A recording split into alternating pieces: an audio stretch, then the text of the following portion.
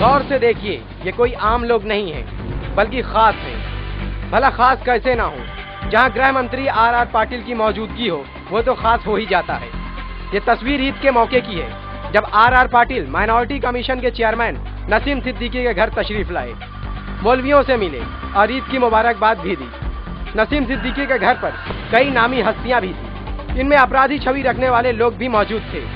Are Patil ने ईद की खुशी में शीर कुरमा भी पिया, लेकिन पाटिल को शायद ये नहीं मालूम था कि ईद की यह मिठास खटास में तब्दील हो जाएगी। इन सारी तस्वीरों के बाद खुद आप देखिए, सलीम पटेल और मुबीन कुरैशी जो कि आर पाटिल के साथ बैठे हुए हैं, साथ में सलाम का नजराना भी पेश कर रहे हैं। सलीम पटेल जो कि अंडरवर्ल्ड डॉन दाऊद इब्राहिम का खासम खास है, जबकि मुबीन कुरैशी जिस पर बीजेपी के एमएलए प्रेम कुमार शर्मा की हत्या का आरोप है और साथ में कई आपराधिक मामले भी दर्ज हैं, आर पाटिल के स्वागत के लिए किस तरह बैठे हुए हैं। अब अगर इनके बारे में आर पाटिल से सवाल किया जाए तो क्या जवाब होता है, ये खुद सुनते हैं। इस बारे में कोई जानकारी मुझे नहीं थी।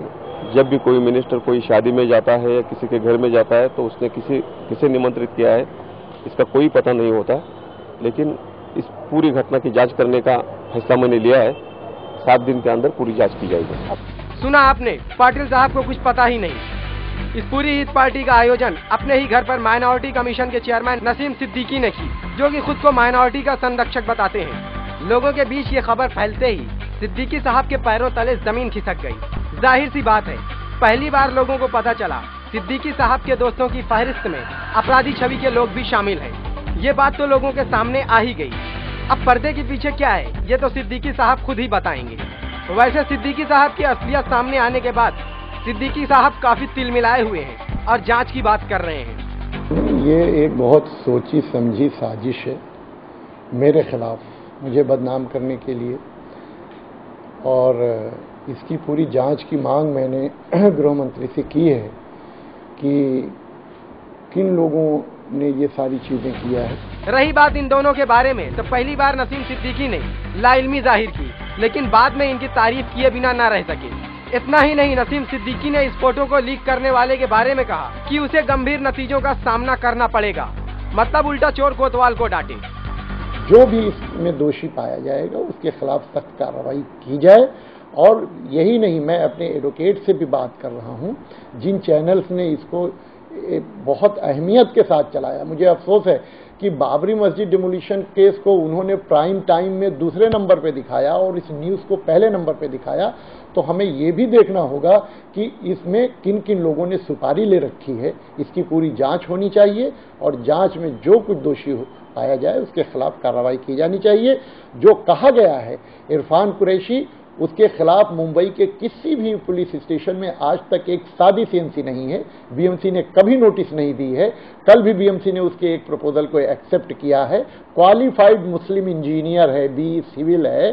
तो एक ये मुसलमानों को बदनाम करने की नीयत से भी कुछ मीडिया जो है और चैनल्स ये काम कर रहे हैं।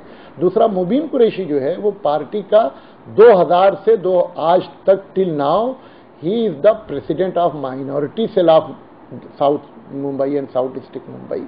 10 सालों से वो पार्टी के साथ काम कर रहा है। सैकड़ों इलेक्शंस में उसने लोगों के साथ भागीदारी किया है। आज तक ये सवाल कभी नहीं उठाया गया मुबीन कुरैशी के खिलाफ, लेकिन चूंकि गृहमंत्री हमारे घर आए थे इसलिए मुझे टारगेट करने के लिए मुबीन कुरैशी को भी क्रिमिनल बताया जा रहा है।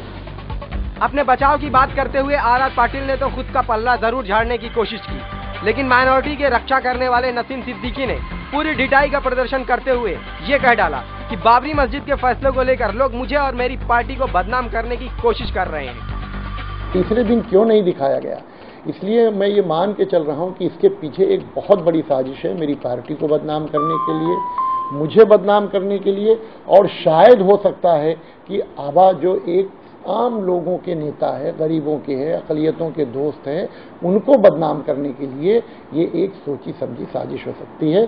मैंने इंक्वायरी की मांग की है। बताया जाता है कि नसीम सिद्दीकी के चलते आर पाटिल पहली बार तकलीफ में नहीं आए।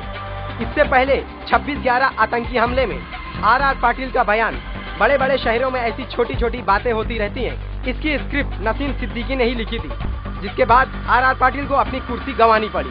हालांकि सही बात तो ये है, ईद की पार्टी में इस तरह अपराधी छवि रखने वालों का शामिल होना इस बात की निशानदही करता है कि ये सब एक ही सिक्के के दो पहलू हैं और लोगों को बेवकूफ बना रहे हैं, जबकि सलीम पटेल पर 10 से भी अधिक आपराधिक मामले दर्ज हैं। इससे पहले चेंबूर में अंडरवर्ल्ड डॉन डीके राव की पार्टी में शामिल हुए क्राइम ब्रांच के ऑफिसरों को अपनी नौकरी से हाथ धोना पड़ा। सवाल ये उठता है कि जब प्रशासन ही ऐसी गलती करे तो उसकी सजा कौन भुगतेगा। गृह मंत्री और माइनॉरिटी कमीशन के चेयरमैन ने तो अपना पल्लू झाड़ते हुए ये कहा कि उनका इस पार्टी से कोई लेना देना नहीं है, बल्कि उनके खिलाफ एक साजिश रची जा रही है। हालांकि इस पूरे मामले में आर पाटिल ने ये कहा है कि हफ्ते भर के अंदर इसकी रिपोर्ट तलब की जाएगी। अब देखा यह जाता है कि हफ्ते भर के बाद क्या खुलासा हो सकता है। कैमरा पर्सन विपुल के साथ शाहिद अंसारी, लेमन न्यूज, मुंबई।